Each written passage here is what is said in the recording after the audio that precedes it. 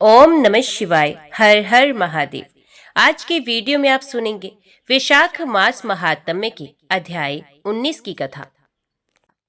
एक दिन प्रातः काल वह अश्व गंगा के किनारे महर्षि वाल्मीकि के श्रेष्ठ आश्रम पर जा पहुंचा, जहां अनेकों ऋषि मुनि निवास करते थे और अग्निहोत्र का धुआं उठ रहा था। जानकी जी के पुत्र लव अन्य मुनि कुमारों के साथ प्रातःकालीन हवन कर्म करने के उद्देश्य से उसके योग्य समिधाएं लाने के लिए वन में गए थे। वहां स्वर्ण पत्र से चिन्हित उस यज्ञ संबंधी अश्व को उन्होंने देखा, जो कुमकुम, अगुरु और कस्तूरी की दिव्य गंध से सुवासित था। उसे देखकर उनके मन में कौतूहल पैदा हुआ और वे मुनि कुमारों से बोले, ये मन के समान शीघ्रगामी अश्व किसका है, जो देवात मेरे आश्रम पर आ पहुंचा है? तुम सब लोग मेरे साथ चलकर इसे देखो, डरना मत।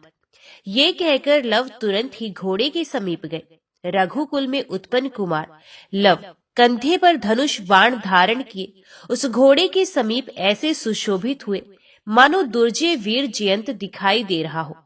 घोड़े के ललाट में जो पत्र बंधा था, उसमें सुस्पष्ट वर्णमालाओं द्वारा कुछ पंक्तियां लिखी थी, जिनसे उसकी बड़ी शोभा हो रही थी। लव ने पहुंचकर मुनि पुत्रों के साथ वे पत्र पढ़ा। पढ़ते ही उन्हें क्रोध आ गया और वे हाथ में धनुष लेकर ऋषि कुमारों से बोले। उसमें रोष के कारण उनकी वाणी स्पष्ट नहीं निकल पाती थी। उन्होंने कहा, अरे इस क्षत्रिय की धृष्टता तो देखो, जो इस घोड़े के भाल पत्र पर इसने अपने प्रताप और बल का उल्लेख किया है। राम क्या है, शत्रुघ्न की क्या हस्ती है? क्या ये लोग क्षत्रिय के कुल में उत्पन्न हुए हैं? हम लोग श्रेष्ठ क्षत्रिय नहीं हैं। इस प्रकार की बहुत सी बातें कहकर लव ने उस घोड़े को पकड़ लिया और समस्त राजाओं को तिनके के समान समझकर हाथ में धनुष बाण ले वे युद्ध के लिए तैयार हो गए। मुनि पुत्रों ने देखा कि लव घोड़े का अपहरण करना चाहते हैं, तो वे उनसे बोले, कुमार, हम तुम्हें हित की बात बता रहे हैं, सुनो। अयोध्या के राजा श्री राम बड़े बलवान और पराक्रमी हैं। अपने बल का घमंड रखने वाले इंद्र भी उनका घोड़ा नहीं छू सकते, फिर दूसरे की तो बात ही क्या है। अतः तुम इस अश्व को ना पकड़ो। ये सुनकर लव ने कहा, तुम लोग ब्राह्मण बालक हो, क्षत्रियों का बल क्या जानो। क्षत्रिय अपने पराक्रम के लिए प्रसिद्ध होते हैं, किंतु ब्राह्मण लोग केवल भोजन में ही पटु हुआ करते हैं। इसलिए तुम लोग घर जाकर माता का परोसा हुआ पकवान उड़ाओ। लव के ऐसा कहने पर मुनि कुमार चुप हो रहे और उनका पराक्रम देखने के लिए दूर जाकर खड़े हो गए। तदंतर राजा शत्रुघ्न के सेवक वहां आए और घोड़े को बंधा देखकर लव से बोले, अहो, किसने इस घोड़े को यहाँ बांध रखा है? किसके ऊपर आज यमराज कुपित हुए हैं? लव ने तुरंत उत्तर दिया, मैंने इस उत्तम अश्व को बांध रखा है। जो इसे छुड़ाने आएगा, उसके ऊपर मेरे बड़े भाई कुश शीघ्र ही क्रोध करेंगे। यमराज भी आ जाए तो क्या कर लेंगे? हमारे बाणों की बौछार से संतुष्ट होकर स्वयं ही माथा टेक देंगे और तुरंत अपनी राह लेंगे। लव की बात सुनकर सेवकों ने आपस में कहा, ये बेचारा बालक है, इसकी बात पर ध्यान नहीं देना चाहिए। तत्पश्चात वे बंधे हुए घोड़े को खोलने के लिए आगे बढ़े। ये देख लव ने दोनों हाथों में धनुष धारण कर शत्रुघ्न के सेवकों पर श्रुपों का प्रहार आरंभ किया। इससे उनकी भुजाएं कट गई और वे शोक से व्याकुल होकर शत्रुघ्न के पास गए। पूछने पर सबने लव के द्वारा अपनी बाहें काटी जाने का समाचार कह सुनाया। वात्स्यायन जी बोले, हे भगवान, पहले आप बता चुके हैं कि श्री रामचंद्र जी ने एक धोबी के निंदा करने पर सीता को अकेली वन में छोड़ दिया।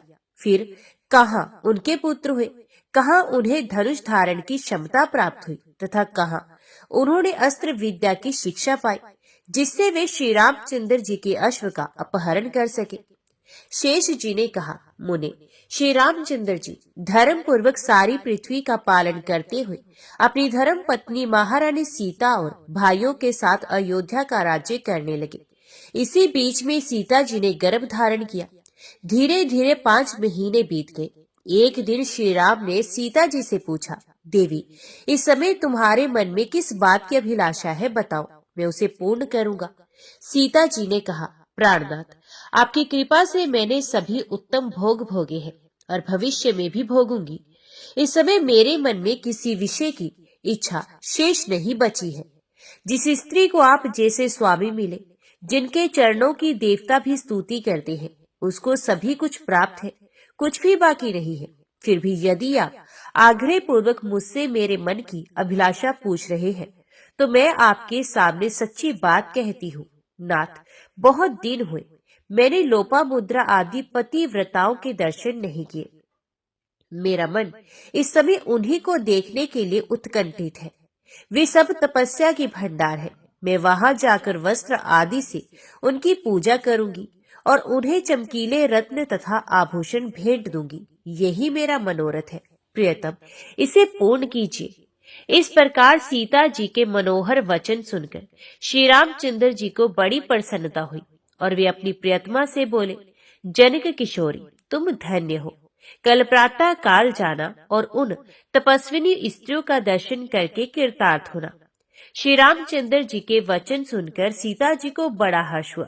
वे सोचने लगी, कल प्रातः काल मुझे तपस्विनी देवियों के दर्शन होंगे। तदंतर उस रात में श्री रामचंद्र जी के भेजे हुए गुप्तचर नगर में गए।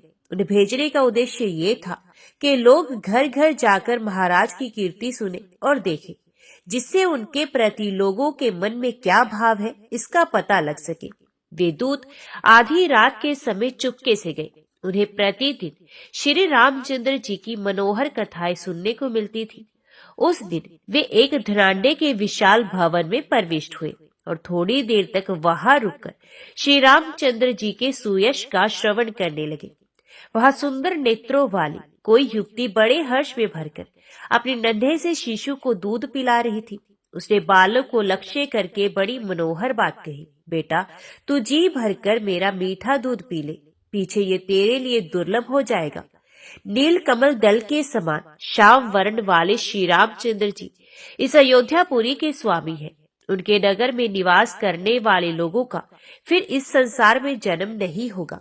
जन्म ना होने पर यहाँ दूध पीने का अवसर कैसे मिलेगा? इसलिए मेरे लाल, तू इस दुर्लभ दूध का बारंबार पान कर ले। जो लोग श्री राम का भजन, ध्यान और कीर्तन करेंगे, उन्हें भी कभी माता का दूध सुलभ नहीं होगा।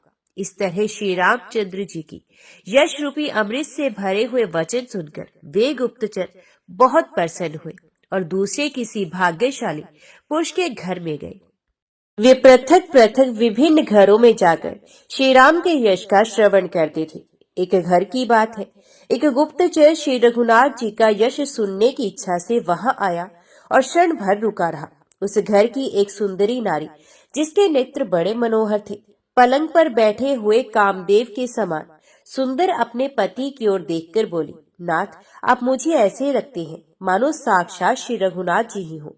प्रियतमा के ये मनोहर वचन सुनकर उसके पति ने कहा, प्रिय, मेरी बात सुनो। तुम साध्वी हो, अतः तुमने जो कुछ कहा है वे मन को बहुत ही प्रिय लगने वाला है। पतिव्रताओं के योग्य यही बात है। सती नारी के लिए उसका पति श्री रघुनाथ जी का ही स्वरूप है। परंतु कहाँ मेरे जैसा मंदभाग्य और कहाँ महाभाग्यशाली श्री राम, कहाँ कीड़े किसी हस्ती रखने वाले मैं एक तुच्छ जीव, और कहाँ ब्रह्मादि देवताओं से भी पूजित परमात्मा श्री राम, कहाँ जुगनू और कहाँ सूर्य, कहाँ पामर पतिंगा और कहाँ गरुड़, कहाँ बुरे रास्ते में बहने वाला गलियों का गंदला पानी और कहाँ भगवती भागीरथी का पावन जल। इसी प्रकार कहाँ मैं और कहाँ भगवान श्री राम, जिनके चरणों की धूली पड़ने से शीलामयी अहिल्या क्षण भर में भुवन मोहन सौंदर्य से युक्त युवती बन गई। इसी समय दूसरा गुप्तचर दूसरे के घर में कुछ और ही बातें सुन रहा था। वहां कोई कामिनी पलंग पर बैठकर वीणा बजाती हुई अपने पति के साथ श्री रामचंद्र जी की कीर्ति का गान कर रही थी। स्वामी, हम लोग धन्य हैं, जिनके नगर के स्वामी साक्षात भगवान श्री राम है, जो अपनी प्रजा को पुत्रों की भांति पालती और उसके योगक्षेम की व्यवस्था करती है। उन्होंने बड़े बड़े दुष्कर कर्म किए हैं, जो दूसरों के लिए असाध्य है। उदाहरण के लिए, उन्होंने समुद्र को वश में किया और उस पर पुल बांधा, फिर वानरों से लंकापुरी का विध्वंस कराया और अपने शत्रु रावण को मारकर वे जानकी जी को यहाँ ले आए। इस प्रकार श्री राम ने महापुरुषों के आचार का पालन किया है। पत्नी के ये मधुर वचन सुनकर पति मुस्कुराए और उससे इस प्रकार बोले, मुग्धे, रावण को मारना और समुद्र का दमन आदि जितने कार्य हैं, वे श्री रामचंद्र जी के लिए कोई महान कर्म नहीं है। महान परमेश्वर ही ब्रह्मा आदि की प्रार्थना से लीला पूर्वक इस पृथ्वी पर अवतीर्ण हुए हैं और बड़े बड़े पापों का नाश करने वाले उत्तम चरित्र का विस्तार करते हैं। कौशल्या का आनंद बढ़ाने वाले श्री राम को तुम मनुष्य न समझो, वे ही इस जगत की सृष्टि, पालन और संहार करते हैं। केवल लीला करने के लिए ही उन्होंने मनुष्य विग्रह धारण किया है। हम लोग धन्य हैं जो प्रतिदिन श्री राम के मुख कमल का दर्शन करते हैं, जो ब्रह्मादि देवों के लिए भी दुर्लभ है। हमें ये सौभाग्य प्राप्त है, इसलिए हम बड़े पुण्यात्मा हैं। गुप्तचर ने दरवाजे पर खड़े होकर इस प्रकार की बहुत सी बातें सुनी। इसके सिवा एक अन्य गुप्तचर अपने सामने धोबी का घर देखकर वहीं महाराज श्री राम का यश सुनने की इच्छा से गया, किंतु उस घर का स्वामी धोबी क्रोध में भरा था। उसकी पत्नी दूसरे के घर में दिन का अधिक समय व्यतीत करके आई थी। उसने आंखें लाल लाल करके पत्नी को धिक्कारा और उसे लात मार कर कहा, निकल जा मेरे घर से। जिसके यहाँ सारा दिन बिताया है उसी के घर पर चली जा। तू दुष्टा है, पति की आज्ञा का उल्लंघन करने वाली है, इसलिए मैं तुझे नहीं रखूंगा। उस समय उसकी माता ने कहा, बेटा, बहू घर में आ गई है, इस बेचारी का त्याग मत करो। ये सर्वथा निरपराध है, इसने कोई कुकर्म नहीं किया है। धोबी क्रोध में तो था ही। उसने माता को जवाब दिया, मैं राम जैसा नहीं हूँ जो दूसरे के घर में रही हुई प्यारी पत्नी को फिर से ग्रहण कर लूं। वे राजा है, जो कुछ भी करेंगे सब न्याय युक्त ही माना जाएगा। मैं तो दूसरे के घर में निवास करने वाली भार्या को कदापि ग्रहण नहीं कर सकता। धोबी की बात सुनकर गुप्तचर को बड़ा क्रोध हुआ और उसने तलवार हाथ में लेकर उसे मार डालने का विचार किया, परंतु सहसा उसे श्री रामचंद्र जी के आदेश का स्मरण हो आया। उन्होंने आज्ञा दी थी, मेरी किसी भी प्रजा को प्राण दंड ना देना। इस बात को समझकर उसने अपना क्रोध शांत कर लिया। उसमें रज की बातें सुनकर उसे बहुत दुख हुआ था।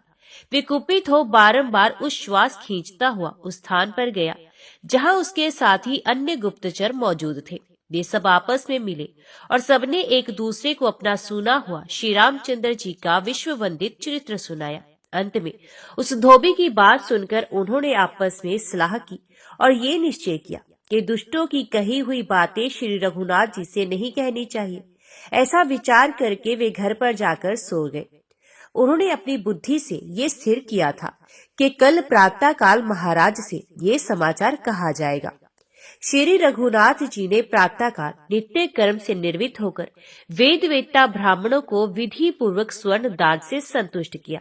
उसके बाद वे राज्यसभा में गए। श्री रामचंद्र जी सारी प्रजा का पुत्र की भांति पालन करते थे, अतः सब लोग उनको प्रणाम करने के लिए वहां गए। लक्ष्मण ने राजा के मस्तक पर छत्र लगाया और भरत शत्रुघ्न ने 2 चवर धारण किए। वशिष्ठ आदि महर्षि तथा सुमंत्र आदि न्यायकर्ता मंत्री भी वहां उपस्थित हो भगवान की उपासना करने लगे। इसी समय वे गुप्तचर अच्छी तरह सज धज कर सभा में बैठे हुए महाराज को नमस्कार करने के लिए आए। उत्तम बुद्धि वाले महाराज श्री राम ने सभा विसर्जन के पश्चात उन सभी गुप्तचरों को एकांत में बुलाकर पूछा, तुम लोग सच सच बताओ, नगर के लोग मेरे विषय में क्या कहते हैं? मेरी धर्मपत्नी के विषय में उनकी कैसी धारणा है तथा मेरे मंत्रियों का बर्ताव वे लोग कैसा बताते हैं? गुप्तचर बोले, नाथ, आपकी कीर्ति इस भूमंडल के सब लोगों को पवित्र कर रही है। हम लोगों ने घर घर में प्रत्येक पुरुष और स्त्री के मुख से आपके यश का बखान सुना है। राजा सगर आदि आपके अनेकानेक पूर्वज अपने मनोरथ को सिद्ध करके कृतार्थ हो चुके हैं, किंतु उनकी भी ऐसी कीर्ति नहीं छाई थी जैसी इस समय आपकी है। आप जैसे स्वामी को पाकर सारी प्रजा कृतार्थ हो रही है। उन्हें ना तो अकाल मृत्यु का कष्ट है, न रोग आदि का भय। आपकी विस्तृत कीर्ति सुनकर ब्रह्मादि देवताओं को बड़ी लज्जा होती है, क्योंकि आपके सुयश से उनका यश फीका पड़ गया है। इस प्रकार आपकी कीर्ति सर्वत्र फैलकर इस समय जगत के सब लोगों को पावन बना रही है। महाराज, हम सभी गुप्तचर धन्य हैं, कि क्षण क्षण में आपके मनोहर मुख का अवलोकन करते हैं। उन गुप्तचरों के मुख से इस तरह की बातें सुनकर श्री रघुनाथ जी ने अंत में एक दूसरे दूत पर दृष्टि डाली। उसके मुख की आभा कुछ और ढंग की हो रही थी। उन्होंने पूछा, महामते, तुम सच सच बताओ, लोगों के मुख से जो कुछ जैसा भी सुना हो तो ज्यों का त्यों सुना दो, अन्यथा तुम्हें पाप लगेगा। तो गुप्तचर ने कहा, स्वामी, राक्षसों के वध आदि से संबंध रखने वाली आपकी सभी कथाओं का सर्वत्र गान हो रहा है, केवल एक बात को छोड़कर। आपकी धर्मपत्नी ने जो राक्षस के घर में कुछ काल तक निवास किया था, उसके संबंध में लोगों का अच्छा भाव नहीं है। गत आधी रात की बात है, एक धोबी ने अपनी पत्नी को, जो दिन में कुछ देर तक दूसरे के घर में रहकर आई थी, धिक्कारा और बहुत मारा। ये देखकर उसकी माता बोली, बेटा, ये बेचारी निरपराध है, इसे क्यों मारते हो? तुम्हारी स्त्री है, रख लो, निंदा ना करो, मेरी बात मानो। तब धोबी कहने लगा, मैं राजा राम नहीं हूँ जो इसे रख लूं। उन्होंने राक्षस के घर में रही हुई सीता को फिर से ग्रहण कर लिया। मैं ऐसा नहीं कर सकता। राजा समर्थ होता है, उसका किया हुआ सारा काम न्याय युक्त ही माना जाता है। दूसरे लोग पुण्यात्मा हो तो भी उनका कार्य अन्याय युक्त ही समझा जाता है। उसने बारंबार इस बात को दोहराया कि मैं राजा राम नहीं हूँ।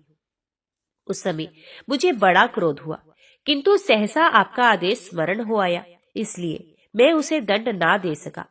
अब यदि आप आज्ञा दे तो मैं उसे मार गिराऊं। ये बात ना कहने योग्य और न्याय के विपरीत थी, तो भी मैंने आपके आग्रह से कह डाली है। अब इस विषय में महाराज ही निर्णायक है, जो उचित कर्तव्य हो उसका विचार करे। गुप्तचर का ये वाक्य, जिसका एक एक अक्षर महाभयानक वज्र के समान मर्म पर आघात करने वाला था, सुनकर श्री रामचंद्र जी बारंबार उच्छ्वास खींचते हुए उन सब दूतों से बोले, अब तुम लोग जाओ और भरत को मेरे पास भेज दो। वे दूत दुखी होकर तुरंत ही भरत जी के भवन में गए और वहां उन्होंने श्री रामचंद्र जी का संदेश कह सुनाया। श्री रघुनाथ जी का संदेश सुनकर बुद्धिमान भरत जी बड़ी उतावली के साथ राज्यसभा में गए और वहां द्वारपाल से बोले, मेरे भ्राता कृपा निधान श्री रामचंद्र जी कहाँ है? द्वारपाल ने एक रत्न निर्मित मनोहर गृह की ओर संकेत किया। भरत जी वहां जा पहुंचे। श्री रामचंद्र जी को विकल देखकर उनके मन में बड़ा भय हुआ। उन्होंने महाराज से कहा, स्वामी, सुख से आराधना के योग्य आपका ये सुंदर मुख इस समय नीचे की ओर क्यों झुका है? ये आंसुओं से भीगा कैसे दिखाई दे रहा है? मुझे इसका पूरा पूरा यथार्थ कारण बताइए और आज्ञा दीजिए, मैं क्या करूं? भाई भरत ने जब गदगद वाणी से इस प्रकार कहा, तब धर्मात्मा श्री रामचंद्र जी बोले, प्रिय बंधु, इस पृथ्वी पर उन्हीं मनुष्यों का जीवन उत्तम है जिनके सुयश का विस्तार हो रहा है। अपकीर्ति के मारे हुए मनुष्यों का जीवन तो मरे हुए ही की समान है। आज संपूर्ण संसार में विस्तृत मेरी कीर्ति में गंगा कलुषित हो गई। इस नगर में रहने वाले एक धोबी ने आज जानकी जी के संबंध को लेकर कुछ निंदा की बात कह डाली। इसलिए भाई बताओ, अब मैं क्या करूं? क्या आज अपने शरीर को त्याग दूं या अपनी धर्मपत्नी जानकी का ही परित्याग कर दूं?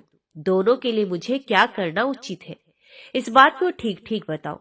तो भरत जी ने कहा, आर्य, कौन है ये धोबी तथा इसने कौन सी निंदा की बात कही है?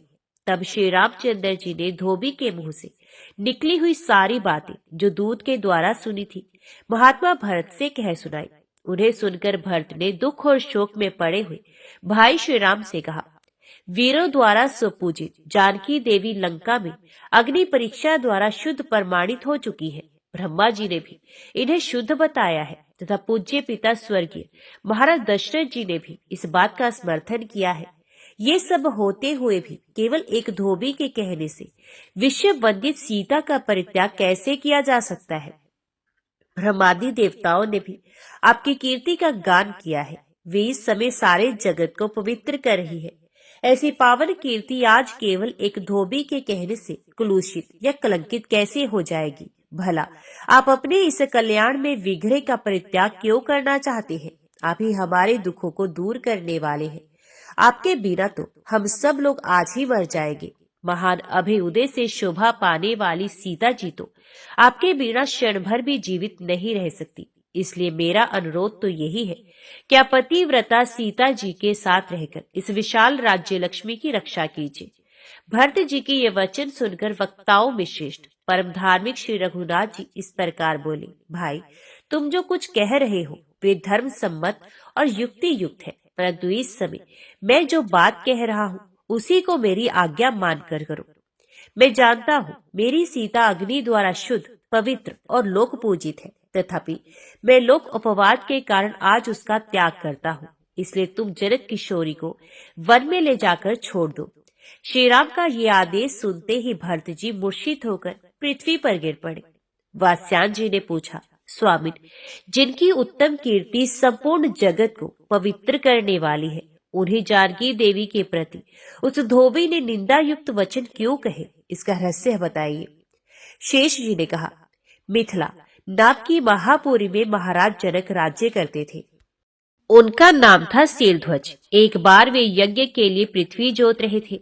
उस समय चौड़े मुंह वाली सीता फाल के धंसने से बनी हुई गहरी रेखा के द्वारा एक कुमारी कन्या का प्रादुर्भाव हुआ, जो रति से भी बढ़कर सुंदर थी। इससे राजा को बड़ी प्रसन्नता हुई और उन्होंने भुवन मोहिनी शोभा से संपन्न उस कन्या का नाम सीता रख दिया।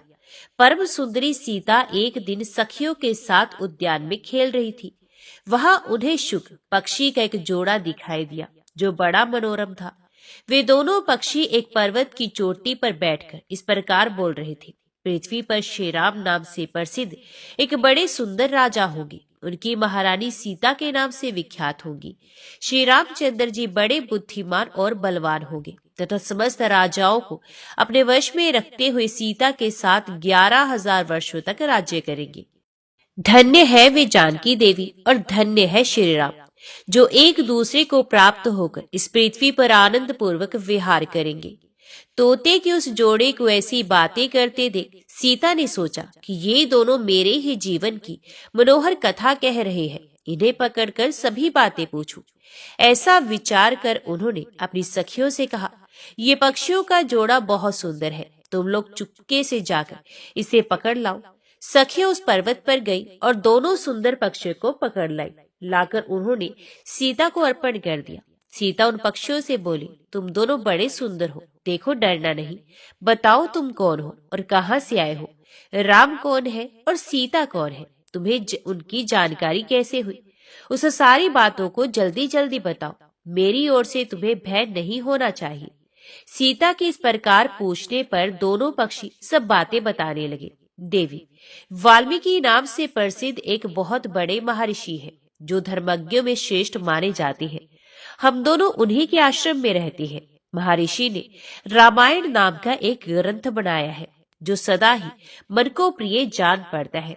उन्होंने शिष्यों को उस रामायण का अध्ययन कराया है तथा प्रतिदिन वे संपूर्ण प्राणियों के हित में संलग्न रहकर उस रामायण के पद्मों का चिंतन किया करते हैं। रामायण का कलेवर बहुत बड़ा है। हम लोगों ने उसे पूरा पूरा सुना है। बारंबार उसका गान और पाठ सुनने से हमें भी उसका अभ्यास हो गया है। राम और जानकी कौन है, इस बात को हम बताते हैं तथा इसकी भी सूचना देते हैं कि श्री राम के साथ क्रीड़ा करने वाली जानकी के विषय में क्या क्या बातें होने वाली है। तुम ध्यान देकर सुनो। महर्षि ऋष्यशृंग के द्वारा कराए हुए पुत्रेष्टि यज्ञ के प्रभाव से भगवान विष्णु राम, लक्ष्मण, भरत और शत्रुघ्न ये 4 शरीर धारण करके प्रकट होंगे। देवांगनाएं भी उनकी उत्तम कथा का गान करेगी। श्रीमान राम महर्षि विश्वामित्र के साथ भाई लक्ष्मण सहित हाथ में धनुष लिए मिथिला पधारेंगे। उस समय वहां एक ऐसे धनुष को जिसका धारण करना दूसरों के लिए कठिन है देखकर वे उसे तोड़ डालेंगे और अत्यंत मनोहर रूप वाली जनक किशोरी सीता को अपनी धर्म पत्नी के रूप में ग्रहण करेंगे। फिर उन्हीं के साथ श्री रामचंद्र जी अपने विशाल साम्राज्य का पालन करेंगे। ये तथा और भी बहुत सी बातें वहां रहते समय हमारे सुनने में आई है। सुंदरी, हमने तुम्हें सब कुछ बता दिया, अब हम जाना चाहते हैं, हमें छोड़ दो। कानों को अत्यंत मधुर प्रतीत होने वाली पक्षियों की ये बातें सुनकर सीता ने उन्हें मन में धारण किया और पुनः उन दोनों से इस प्रकार पूछा, राम कहाँ होंगे, किसके पुत्र हैं और कैसे वे दूल्हे वेश में आकर जानकी को ग्रहण करेंगे? तथा मनुष्य अवतार में उनका श्री विग्रह कैसा होगा। उनके प्रश्न सुनकर शुक मन ही मन जान गई और यही सीता है। उन्हें पहचान कर वे सामने आ उनके चरणों पर गिर पड़ी और बोली, श्री रामचंद्र जी का मुख कमल की कली के समान सुंदर होगा। नेत्र बड़े बड़े तथा खिले हुए पंकज की शोभा को धारण करने वाले होंगे। नासिका ऊंची, पतली और मनोहारिणी होगी। दोनों बोहें सुंदर ढंग से परस्पर मिली होने के कारण मनोहर प्रतीत होगी। भुजाएं घुटनों तक लटकी हुई एवं मन को लुभाने वाली होगी। गला शंख के समान सुशोभित और छोटा होगा। वक्षस्थल उत्तम, चौड़ा एवं शोभा संपन्न होगा। उसमें श्रीवत्स का चिन्ह होगा। सुंदर जांघों और कटिभाग की शोभा से युक्त उनके दोनों घुटने अत्यंत निर्मल होंगे, जिनकी भक्त जन आराधना करेंगे। श्री रघुनाथ जी के चरणारविंद भी परम शोभा युक्त होंगे और समस्त भक्त जन उनकी सेवा में सदा संलग्न रहेंगे। श्री रामचंद्र जी ऐसा ही मनोहर रूप धारण करने वाले हैं। मैं उनका क्या वर्णन कर सकती हूँ। जिसके 100 मुख है वे भी उनके गुणों का बखान नहीं कर सकता। फिर हमारे जैसे पक्षी की क्या बिसात है। परम सुंदर रूप धारण करने वाली लावण्यमयी लक्ष्मी भी जिनकी झांकी करके मोहित हो गई। उन्हें देखकर पृथ्वी पर दूसरी कौन स्त्री है जो मोहित ना हो। उनका बल और पराक्रम महान है। वे अत्यंत मोहक रूप धारण करने वाले हैं। मैं श्री राम का कहाँ तक वर्णन करूं। वे सब प्रकार के ऐश्वर्यमय गुणों से युक्त है।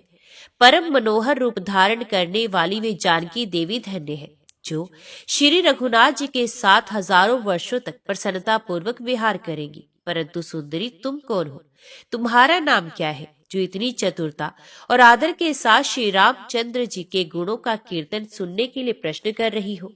पक्षियों की ये बातें सुनकर जनक कुमारी सीता अपने जन्म की ललित एवं मनोहर चर्चा करती हुई बोली, जिसे तुम लोग जानकी कह रहे हो, वे जनक की पुत्री मैं ही हूँ। मेरे मन को लुभाने वाले श्री राम जब यहाँ आकर मुझे स्वीकार करेंगे तभी मैं तुम दोनों को छोड़ूंगी, अन्यथा नहीं। क्योंकि तुमने अपने वचनों से मेरे मन में लोभ उत्पन्न कर दिया है। अब तुम इच्छा अनुसार खेल करते हुए मेरे घर में सुख से रहो और मीठे मीठे पदार्थ भोजन करो। ये सुनकर सुग्गी ने जानकी से कहा, साध्वी, हम वन के पक्षी हैं, पेड़ों पर रहते हैं और सर्वत्र विचरा करते हैं। हमें तुम्हारे घर में सुख नहीं मिलेगा। मैं गर्भिणी हूँ, अपने स्थान पर जाकर बच्चे पैदा करूंगी, उसके बाद फिर तुम्हारे यहाँ आ जाऊंगी। उसके ऐसा कहने पर भी सीता ने उसे नहीं छोड़ा। तब उसके पति ने विनीत वाणी में उत्कंठित होकर कहा, सीता, मेरी सुंदरी भार्या को छोड़ दो। इसे क्यों रख रही हो? शोभनी ये गर्भिणी है, सदा मेरे मन में बसी रहती है। जब ये बच्चों को जन्म दे देगी तब इसे लेकर फिर मैं तुम्हारे पास आ जाऊंगा। तोते के ऐसा कहने पर जानकी ने कहा, महाबते, तुम आराम से जा सकती हो, मगर तुम्हारी ये भार्या मेरा प्रिय करने वाली है। मैं इसे अपने पास बड़े सुख से रखूंगी। ये सुनकर पक्षी दुखी हो गया।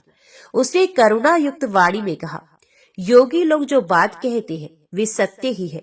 किसी से कुछ ना कहे, मौन होकर रहे, नहीं तो उन्मत्त प्राणी अपने वचन रूपी दोष के कारण ही बंधन में पड़ता है। यदि हम इस पर्वत के ऊपर बैठकर वार्तालाप ना करते होते तो हमारे लिए ये बंधन कैसे प्राप्त होता। इसलिए मौन ही रहना चाहिए। इतना कहकर पक्षी पुनः बोला, सुंदरी, मैं अपनी इस भार्या के बिना जीवित नहीं रह सकता, इसलिए इसे छोड़ दो। सीता, तुम बड़ी अच्छी हो, मेरी प्रार्थना मान लो। इस तरह नाना प्रकार की बातें कहकर उसने समझाया, किंतु सीता ने उसकी पत्नी को नहीं छोड़ा। तब उसकी भार्या ने क्रोध और दुख से आकुल होकर जानकी को शाप दिया, अरे, जिस प्रकार तू मुझे इस समय अपने पति से विलग कर रही है, वैसे ही तुझे स्वयं भी गर्भिणी की अवस्था में श्री राम से अलग होना पड़ेगा। यो कहकर पति वियोग के शोक से उसके प्राण निकल गए। उसने श्री रामचंद्र जी का स्मरण तथा पुनः पुनः राम नाम का उच्चारण करते हुए प्राण त्याग किए। इसलिए उसे ले जाने के लिए एक सुंदर विमान आया और वे पक्षिणी उस पर बैठकर भगवान के धाम को चली गई। भार्या की मृत्यु हो जाने पर पक्षी शोक से आतुर होकर बोला, मैं मनुष्यों से भरी हुई श्री राम की नगरी अयोध्या में जन्म लूंगा तथा मेरे ही वाक्य से उद्वेग में पड़कर इसे पति का वियोग भारी दुख उठाना पड़ेगा। ये कहकर वे चला गया। क्रोध और सीता जी का अपमान करने के कारण उसका धोबी की योनि में जन्म हुआ, जो बड़े लोगों की बुराई करते हुए क्रोधपूर्वक अपने प्राणों का परित्याग करता है, वे द्विजों में श्रेष्ठ ही क्यों ना हो, मरने के बाद नीच योनि में उत्पन्न होता है। यही बात उस तोते के लिए भी हुई। उस धोबी के कथन से ही सीता जी निंदित हुई और उन्हें पति से वियुक्त होना पड़ा। धोबी के रूप में उत्पन्न हुए उस तोते का शाप ही सीता का पति से विछोह कराने का कारण हुआ। इसी में वे वन में गई। विप्रवर, विदेह नंदिनी सीता के संबंध में तुमने जो बात पूछी थी वे मैंने कह सुनाई।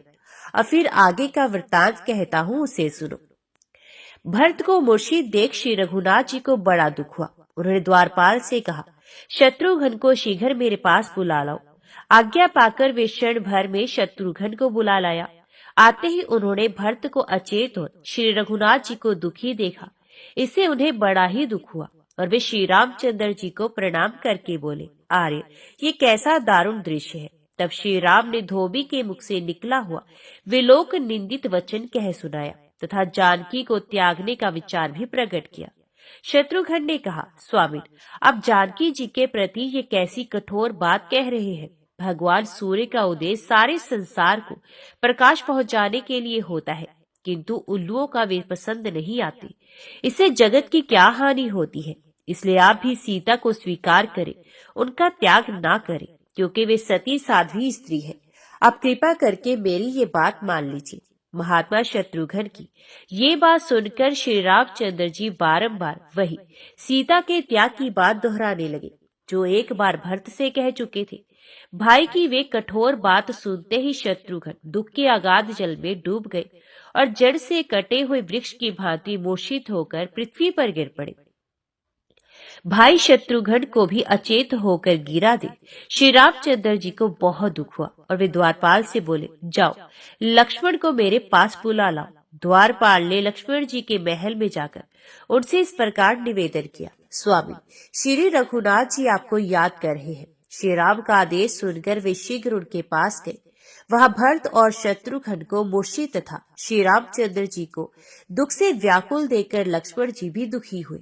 श्री रघुनाथ जी से बोले, राजन, ये मूर्छा आदि का दारुण दृश्य कैसे दिखाई दे रहा है, इसका सब कारण मुझे शीघ्र बताइए। उनके ऐसा कहने पर महाराज श्री राम ने लक्ष्मण को वे सारा दुख में वृत्तांत आरंभ से ही कह सुनाया। सीता के परित्याग से संबंध रखने वाली बात सुनकर वे बारंबार उच्छ्वास खींचते हुए सन्न हो गए। उन्हें कुछ भी उत्तर न देते देख श्री रामचंद्र जी शोक से पीड़ित होकर बोले, मैं अपयश से कलंकित हूँ, इस पृथ्वी पर रहकर क्या करूंगा। मेरे बुद्धिमान भ्राता सदा मेरी आज्ञा का पालन करते थे, किंतु इस समय दुर्भाग्यवश वे भी मेरे प्रतिकूल बातें करते हैं। कहाँ जाऊं, कैसे करूं। पृथ्वी के सभी राजा मेरी हंसी उड़ाएंगे। श्री राम को ऐसी बातें करते देख लक्ष्मण ने आंसू रोककर व्यथित स्वर में कहा, स्वामी, विषाद न कीजिए, मैं अभी उस धोबी को बुलाकर पूछता हूँ, संसार की सभी स्त्रियों में श्रेष्ठ जानकी जी की निंदा उसने कैसे की है। आपके राज्य में किसी छोटे से छोटे मनुष्य को भी बलपूर्वक कष्ट नहीं पहुंचाया जाता, तो उसके मन में जिस तरह प्रतीति हो, जैसे वो संतुष्ट रहे, वैसा ही उसके साथ बर्ताव कीजिए। परंतु एक बार उससे पूछना आवश्यक है, जनक कुमारी सीता मन से अथवा वाणी से भी आपके सिवा दूसरे को नहीं जानती, अतः उन्हें तो आप स्वीकार ही करें, उनका त्याग न करें। मेरे ऊपर कृपा करके मेरी बात माने। ऐसा कहते हुए लक्ष्मण से श्री राम ने शोकातुर होकर कहा, भाई, मैं जानता हूँ सीता निष्पाप है, तो भी लोक अपवाद के कारण उसका त्याग करूंगा। लोक अपवाद से निंदित हो जाने पर मैं अपने शरीर को भी त्याग सकता हूँ, फिर घर, पुत्र, मित्र तथा उत्तम वैभव आदि दूसरी दूसरी वस्तुओं की तो बात ही क्या है। इस समय धोबी को बुलाकर पूछने की आवश्यकता नहीं, समय आने पर सब कुछ अपने आप हो जाएगा। लोगों के चित्त में सीता के प्रति स्वयं ही प्रतीति हो जाएगी। जैसे कच्चा घाव चिकित्सा के योग्य नहीं होता, समय अनुसार जब वे पक जाता है तभी दवा से नष्ट होता है, उसी प्रकार समय से ही इस कलंक का मार्जन होगा। इस समय मेरी आज्ञा का उल्लंघन न करो। पतिव्रता सीता को जंगल में छोड़ाओ।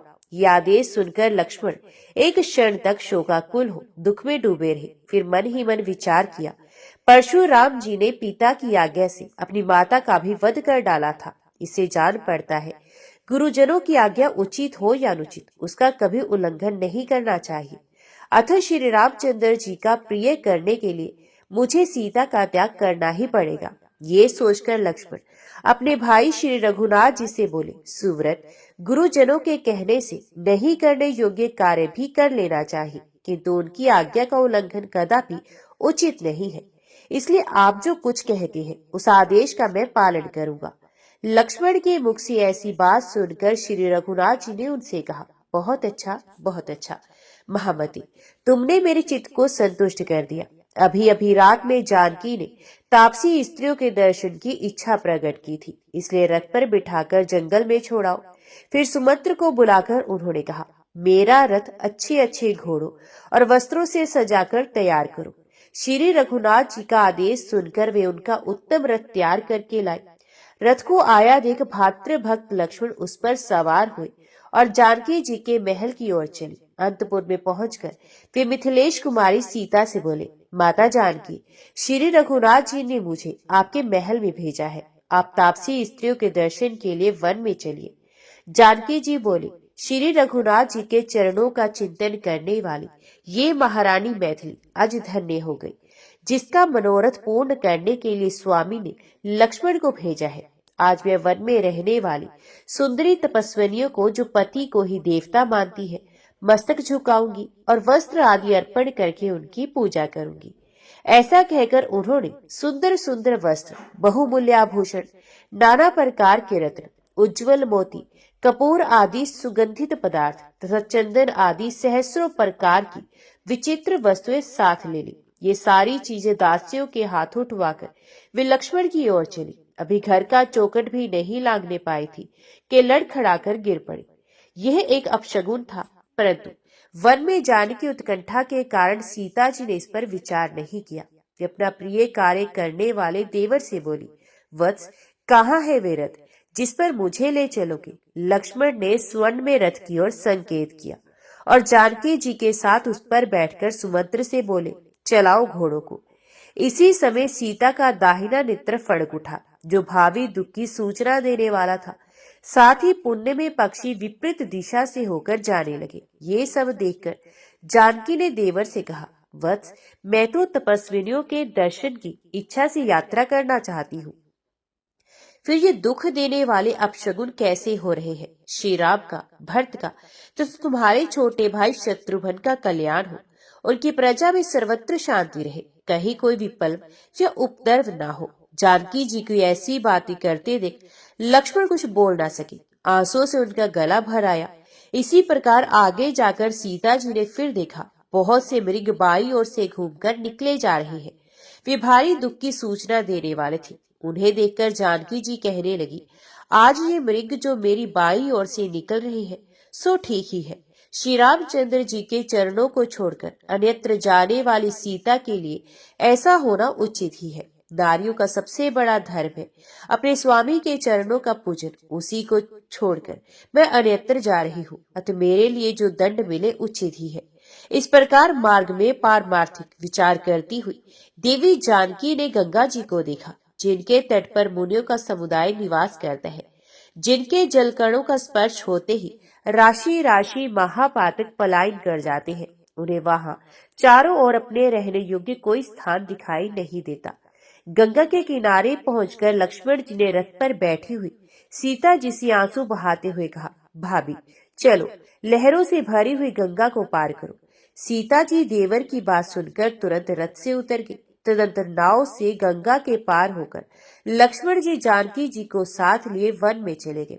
वे श्री रामचंद्र जी की आज्ञा का पालन करने में कुशल थे, अतः सीता को अत्यंत भयंकर एवं दुखदायी जंगल में ले गए, जहाँ बबूल, खैरा और धव आदि के महाभयानक वृक्ष थे, जो दावानल से दग्ध होने के कारण सूख गए थे। ऐसा जंगल देखकर सीता भय के कारण बहुत चिंतित हुई। कांटों से उनके कोमल चरणों में घाव हो गए। वे लक्ष्मण से बोली, वीरवर, यहाँ अच्छे अच्छे ऋषि मुनियों के रहने योग्य आश्रम मुझे दिखाई नहीं देते, जो नेत्रों को सुख प्रदान करने वाले हैं। तो महर्षियों की तपस्विनी स्त्रियों के भी दर्शन नहीं होते। यहाँ तो केवल भयंकर पंछी, सूखे वृक्ष और दावानल से सबोर जलता हुआ ये वन ही दृष्टि गोचर हो रहा है। इसके सिवा मैं तुमको भी किसी भारी दुख से आतुर देखती हूँ। तुम्हारी आंखें आंसुओं से भरी है। इनसे व्याकुलता के भाव प्रकट होते हैं और मुझे भी पग पग पर हजारों अपशगुन दिखाई देते हैं। सच सच बताओ क्या बात है। सीता जी के इतना कहने पर भी लक्ष्मण जी के मुख से कोई बात नहीं निकली। वे चुपचाप उनकी ओर देखते हुए खड़े रहे। तब जानकी जी ने बारंबार प्रश्न करके उनसे उत्तर देने के लिए बड़ा आग्रह किया। उनके आग्रह पूर्वक पूछने पर लक्ष्मण जी का गला भर आया। उन्होंने शोक प्रकट करते हुए सीता जी को उनके परित्याग की बात बताई। मुनिवर, वे वज्र के तुल्य कठोर वचन सुनकर सीता जी जड़ से कटी हुई लता की भांति पृथ्वी पर गिर पड़ी। विदेह कुमारी को पृथ्वी पर पड़ी देख लक्ष्मण जी ने पल्लवों से हवा करके उन्हें सचेत किया। होश में आने पर जानकी जी ने कहा, देवर जी, मुझसे परिहास ना करो, मैंने कोई पाप नहीं किया। फिर श्री रघुनाथ जी मुझे कैसे छोड़ देंगे? वे परम बुद्धिमान और महापुरुष है, मेरा त्याग कैसे कर सकते हैं? वे जानते हैं मैं निष्पाप हूँ, फिर भी एक धोबी के कहने से मुझे छोड़ देंगे? ऐसी आशा नहीं है। इतना कहते कहते वे फिर बेहोश हो गए। इस बार उन्हें मूर्छित देख लक्ष्मण जी फूट फूट कर रोने लगे। जब उन्हें उनको चेत हुआ तब लक्ष्मण जी को दुख से आतुर और रुद्ध कंठ देखकर वे बहुत दुखी हुई और बोली, सुमित्रा नंदन, जाओ, तुम धर्म के स्वरूप और यश के सागर श्री रामचंद्र जी से तपोनिधि वशिष्ठ मुनि के सामने ही मेरी एक बात पूछना। नाथ, ये जानते हुए भी कि सीता निष्पाप है, जो आपने मुझे त्याग दिया है, ये बर्ताव आपके कुल के अनुरूप हुआ है या शास्त्र ज्ञान का फल है?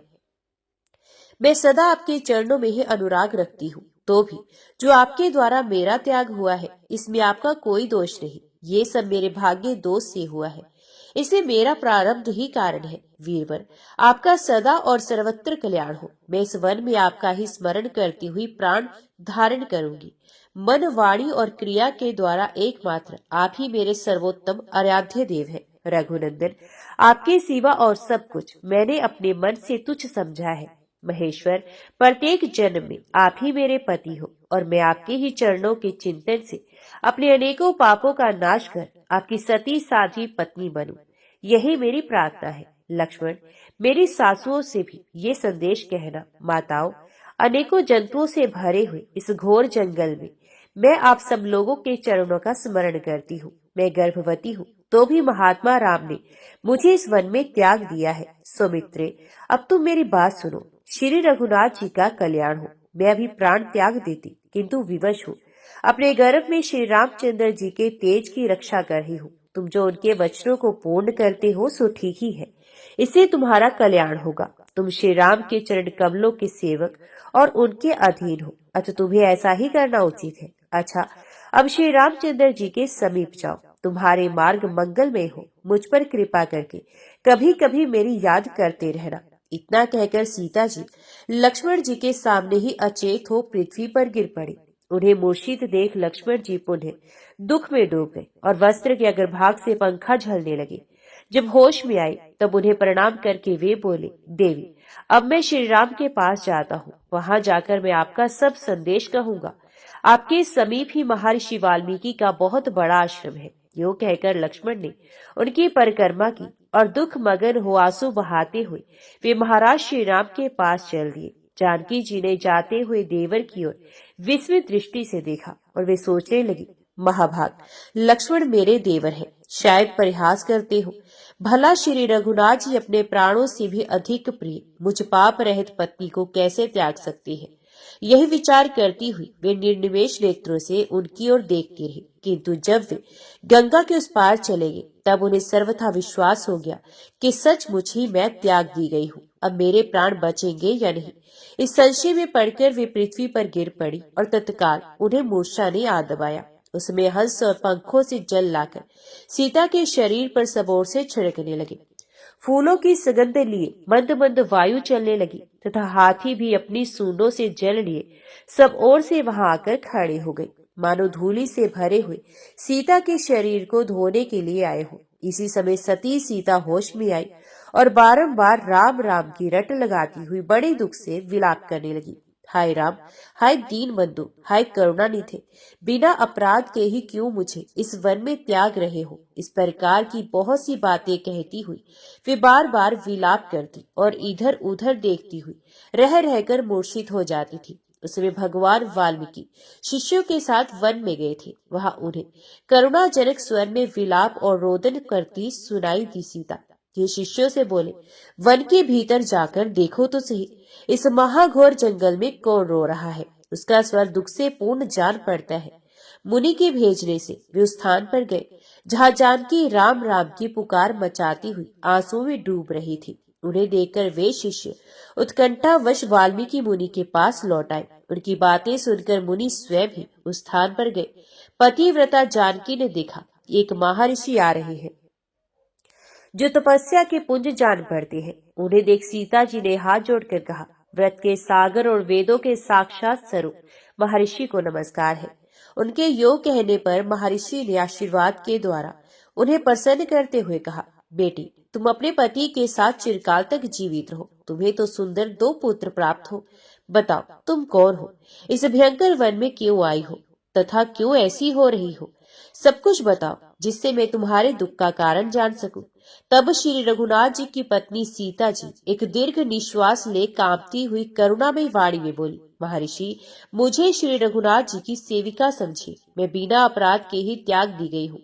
इसका कारण क्या है ये मैं बिल्कुल नहीं जानती। श्री रामचंद्र जी की आज्ञा से लक्ष्मण मुझे यहाँ छोड़ गए हैं। वाल्मीकि जी बोले, विदेही कुमारी मुझे अपने पिता का गुरु समझो। मेरा नाम वाल्मीकि है। अब तुम दुख ना करो, मेरे आश्रम पर आओ। पतिव्रते तुम यही जानो, दूसरे स्थान पर बना हुआ मेरे पिता का ही ये घर है। सती सीता का मुख शोक के आंसुओं से भीगा था।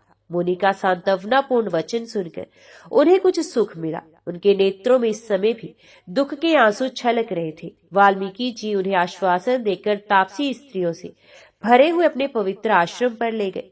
सीता महर्षि के पीछे पीछे गई और वे मुनि समुदाय से भरे हुए अपने आश्रम पर पहुंचकर तपस्वियों से बोले, अपने आश्रम पर जानकी आई है, उनका स्वागत करो। महामना सीता ने सब तपस्विनियों को प्रणाम किया और उन्होंने भी प्रसन्न होकर उन्हें छाती से लगाया। तपोनिधि वाल्मीकि ने अपने शिष्यों से कहा, तुम जानकी के लिए एक सुंदर पर्णशाला तैयार करो। आज्ञा पाकर उन्होंने पत्तों और लकड़ियों के द्वारा एक सुंदर कुटी निर्माण की। पतिव्रता जानकी उसी में निवास करने लगी। वे वाल्मीकि मुनि की टहल बजाती हुई फलाहार करके रहती थी तथा मन और वाणी से निरंतर राम मंत्र का जप करती हुई दिन व्यतीत करती थी। समय आने पर उन्होंने 2 सुंदर पुत्रों को जन्म दिया जो आकृति में श्री रामचंद्र जी के समान तथा अश्विनी कुमारों की भांति मनोहर थी। जानकी के पुत्र होने का समाचार सुनकर मुनि को बड़ी प्रसन्नता हुई।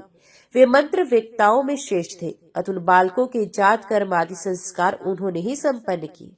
महर्षि वाल्मीकि ने उन बालकों के संस्कार संबंधी सभी कर्म कुशों और उनके लवों टुकड़ों के द्वारा किए थे। अतः उन्हीं के नाम पर उन दोनों का नाम कुश और लव रखा। जिस समय उन शुद्ध आत्मा महर्षि ने पुत्रों का मंगल कार्य संपन्न किया, उस समय सीता जी का हृदय आनंद से भर गया। उनके मुख और नेत्र प्रसन्नता से खिल गए। उसी दिन लवणासुर को मारकर शत्रुघ्न जी ने भी अपने थोड़े से सैनिकों के साथ वाल्मीकि मुनि के सुंदर आश्रम पर रात्रि में आए थे। उसमें वाल्मीकि जी ने उन्हें सिखा दिया था कि तुम श्री रघुनाथ जी को जानकी के पुत्र होने की बात ना बताना, मैं ही उनके सामने सारा वृत्तांत कहूंगा। जानकी के वे दोनों पुत्र वहां बढ़ने लगे। उनका रूप बड़ा ही मनोहर था। सीता उन्हें कंद मूल और फल खिलाकर पुष्ट करने लगी। वे दोनों परम सुंदर और अपनी रूप माधुरी से उन्मत्त बना देने वाले थे। शुक्ल पक्ष की प्रतिपदा की चंद्रमा की भांति मन को मोहने वाले दोनों कुमारों का समय अनुसार उपनयन संस्कार हुआ।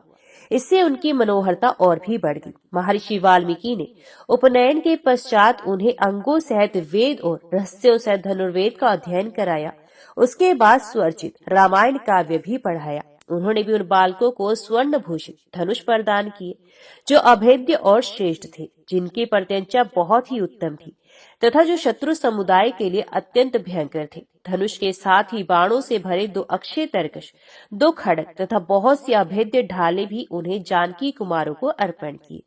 धनुर्वेद के पारगामी होकर वे दोनों बालक धनुष धारण किए बड़ी प्रसन्नता के साथ आश्रम में विचरा करते थे। उस समय सुंदर अश्विनी कुमारों की भांति उनकी बड़ी शोभा होती थी। जानकी जी ढाल तलवार धारण किए अपने दोनों सुंदर कुमारों को देख देख कर बहुत प्रसन्न रहा करती थी।